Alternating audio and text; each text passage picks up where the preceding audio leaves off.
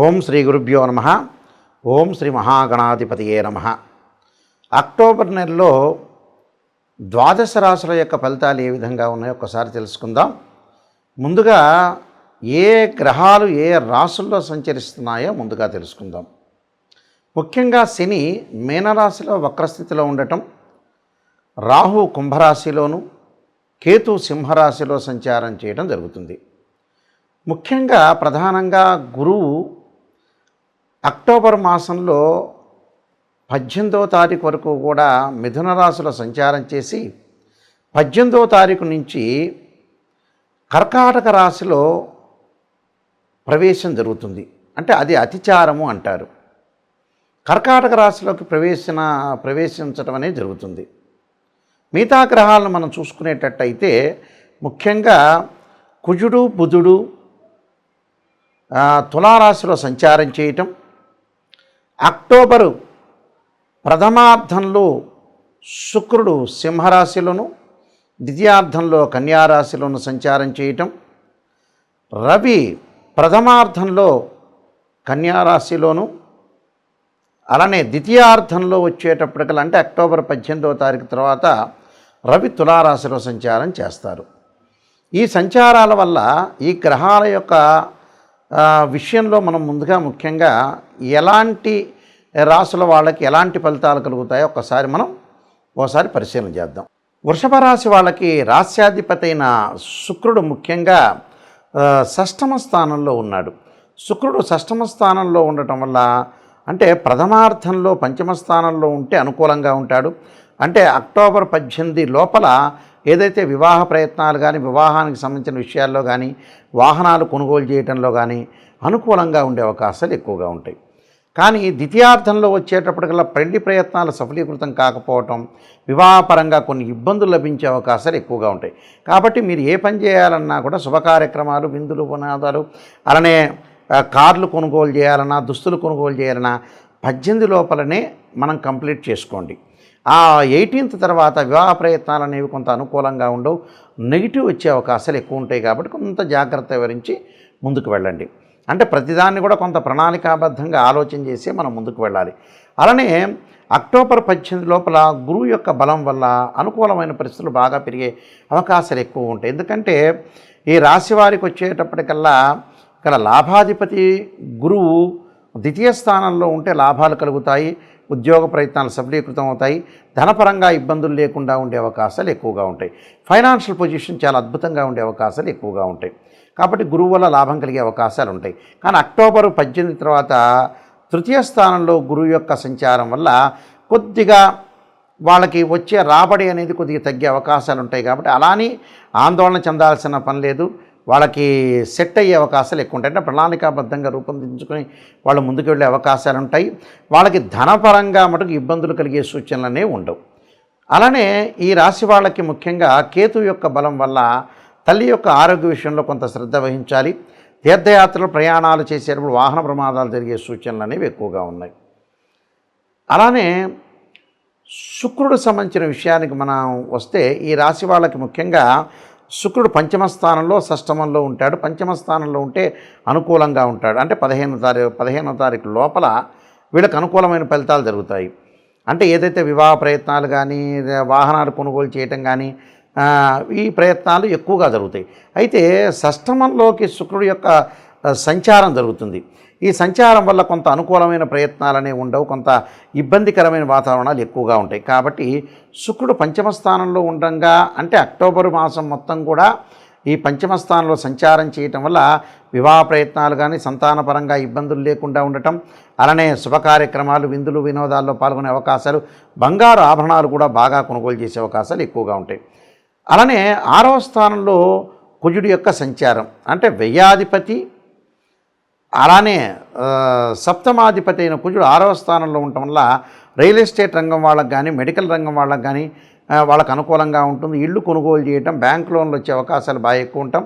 అనుకూలంగా ప్రతి పని కూడా వాళ్ళు ప్రణాళికాబద్ధంగా చేసే అవకాశాలు ఎక్కువ ఉంటాయి. రియల్ ఎస్టేట్ రంగం వాళ్ళు కానీ, కెమికల్ కంపెనీస్ వాళ్ళందరికీ కూడా అనుకూలంగా ఉండే అవకాశాలు ఎక్కువగా ఉంటాయి. అంటే కుజుడు వల్ల మనం ఇళ్ళు కొనుగోలు చేసే అవకాశాలు బాగా ఎక్కువగా ఉంటాయి.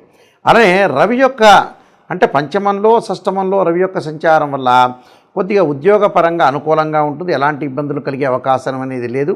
అలానే బుధుడు కూడా ఈ రాశి వాళ్ళకు షష్టమ స్థానంలో ఉండటం వల్ల నూతన వ్యాపారాలు ప్రారంభం చేయొచ్చు. 18 లోపల నూతన వ్యాపారాలు కానీ, నూతన పెట్టుబడులు కానీ, నూతన ఉద్యోగాలు కానీ, ఏ వృత్తి ఉద్యోగ రంగాల్లో పారిశ్రామికంగా ఎవరైతే ఉంటారో వాళ్ళందరికీ కూడా లాభాలు కలిగే అవకాశాలు ఖచ్చితంగా ఉంటాయి. విద్యార్థులకు కూడా అనుకూలమైన కాలం కలిగే అవకాశాలు ఖచ్చితంగా ఉంటాయి. ఈ రాశివారు ముఖ్యంగా కొన్ని ప్రత్యేకంగా రెమెడీస్ అనేవి అనుసరించాలి. ఆ రెమెడీస్లో నేను కొన్ని పరిహారాలు చెప్తాను. ఆ పరిహారాలు పాటిస్తే మంచి జరిగే అవకాశాలు ఖచ్చితంగా ఉంటాయి. ఎందుకంటే ఈ రాశి వాళ్ళు ముఖ్యంగా సూర్యుడి యొక్క నమస్కారాలు చేయటం మంచిది. ఈ అక్టోబర్ మాసాల్లో 4 ఆదివారాల పూట కూడా 4 ఆదివారాలు ప్రాతకాలంలో సూర్యుడు ఉదయించే సమయంలో సూర్యుడి యొక్క ప్రార్థన చేయాలి.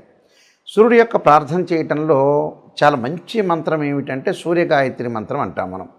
ఈ సూర్యగాయత్రి మంత్రం వల్ల ఏం జరుగుతుంది అంటే ఉద్యోగపరంగా ఇబ్బందులు లేకుండా ఉంటారు, నూతన ఉద్యోగాలు లభించే అవకాశం ఉంటుంది.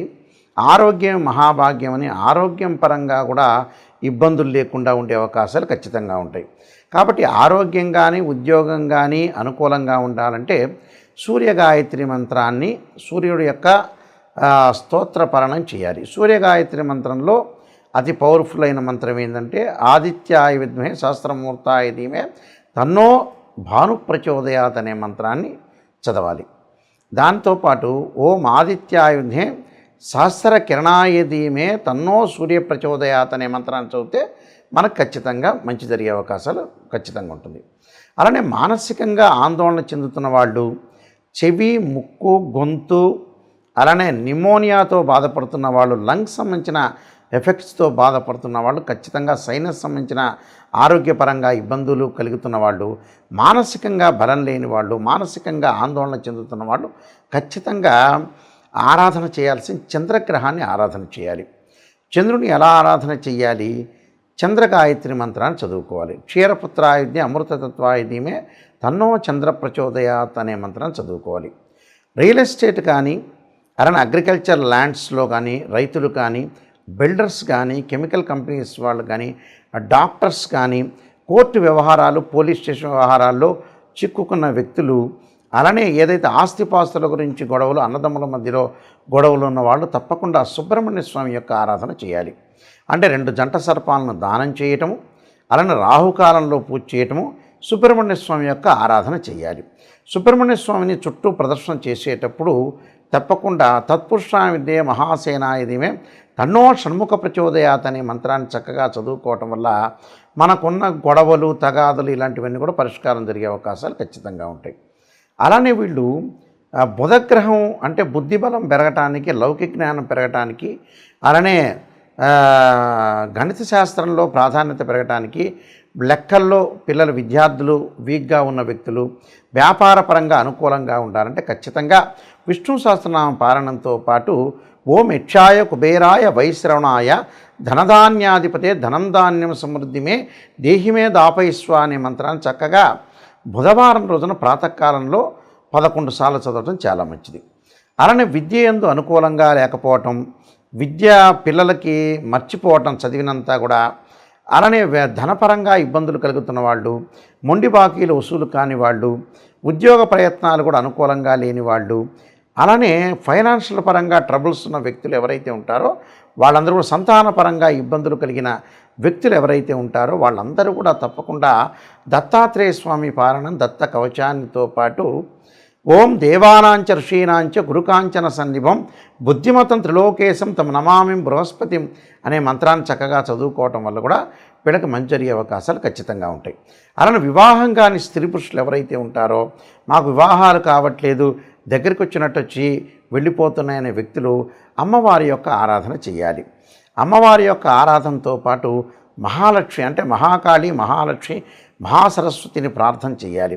అలానే కాత్యాయనాయుధ్యే కన్యాకుమారి ధీమహి తన్నో దుర్గి ప్రచోదయాత్ అనే మంత్రాన్ని చదవటం వల్ల శీఘ్రంగా వివాహం జరిగే అవకాశాలు ఉంటాయి. అలానే శుక్రవారం రోజున బొబ్బర్లు దానం చేయటం, వీలైతే బొబ్బర్లు ఆవుకు పెట్టే అవకాశం అనేది చూసుకోవాలి. అలానే వీలైతే శుక్ర జపం చేయించటం, అలానే అబ్బాయిలు వివాహం కాలేదంటే వరపాశుపతాస్త్ర అంటే కన్యాపాశుపతాస్త్ర రుద్రాభిషేకం, అమ్మాయిలు వచ్చేటప్పటికల్లా అంటే అబ్బాయిలు వచ్చేటప్పటికల్లా ఈ శుక్రుడు గురించి మళ్ళీ రిపీట్గా చెబుతున్నాను చూడండి ఒక్కసారి. శుక్రగ్రహం నుంచి మళ్ళీ చెబుతున్నా. ఎవరైతే అమ్మాయిలకు వివాహం కావట్లేదో, అబ్బాయిలకు వివాహం కాకపోతుంటే వీళ్ళు శుక్రగ్రహం యొక్క అనుకూలత ఉండాలి. శుక్రుడు కళత్రకారకుడు, వివాహకారకుడు, సుఖాన్ని భోగాన్ని సౌఖ్యాన్ని ఇచ్చేవాడు శుక్రుడు. ఈ శుక్రగ్రహం వల్ల మరి ఎవరికైతే వివాహం కావట్లేదో అబ్బాయిలు కన్యాపాశుపతాశ్రుద్రాభిషేకం, అమ్మాయిలు వరపాశుపతాశ్రుద్రాభిషేకం చేయటం, శుక్ర జపము, శుక్ర హోమం చేసుకోవటం, భృగుపాశుపతాశ్రుద్రాభిషేకం చేసుకోవటం వల్ల చాలా మంచి జరిగే అవకాశం ఖచ్చితంగా ఉంటుంది. అలానే ఆయు ప్రమాణం తగ్గుతూ ఉండి ఆరోగ్యపరంగా నష్టాలు జరుగుతున్న వ్యక్తులు శని యొక్క ప్రభావం ఉంటుంది కాబట్టి శని యొక్క ఆరాధన చేయాలి. వీలైతే మరి నువ్వుల నూనెతోటి శివుడికి అభిషేకం చేయటం వల్ల ఆయు ప్రమాణం పెరుగుతుందని శాస్త్రంలో చెప్పారు. అలానే విదేశాలకు వెళ్లకుండా, విదేశాలకి ఏదైతే వీళ్ళకి వీసా రాకపోవటం, విదేశాల్లో ఉన్న వ్యక్తులకు కూడా అక్కడ వాళ్ళకైతే మంచి వ్యాపారం కానీ అలానే మంచి జాబ్ కానీ రాకుండా, గ్రీన్ కార్డు కూడా రాకుండా ఉన్న వ్యక్తులు, విదేశాల్లో ఉన్న వ్యక్తులు ఎవరైతే ఉంటారో రాహు యొక్క ఆరాధన చేయాలి. అర్ధకాయ మహావీరం చంద్రాదిత్యమర్ధనం సింహకాగర్భ సంభూతం తమ రాహుం ప్రణమామ్యం అనే మంత్రాన్ని చక్కగా చదువుకోవాలి. అలానే జ్ఞానవృద్ధి లేకుండా, ఎక్కడైనా సరే ఆధ్యాత్మిక చింతన లేకుండా మొండిగా ఉండి కోపాన్ని బాగా ఎక్కువగా తగ్గించుకోలేని వ్యక్తులు, కోప్పడుతుంటే చికాకులు కలిగి అలానే గొడవలు పడుతున్న వ్యక్తులు ఎవరైతే ఉంటారో వాళ్ళు కేతు యొక్క ఆరాధన చేయాలి. కేతువుకు అధిష్టాన దేవత అయిన గణపతి యొక్క ఆరాధన చేయాలి. గణపతిని గకార స్తోత్రంతో గరికతోటి పూజ చేయటం వల్ల వాళ్ళకి జీవితంలో ఉండే విఘ్నాలన్నీ కూడా తొలగిపోయే అవకాశం ఖచ్చితంగా ఉంటుంది.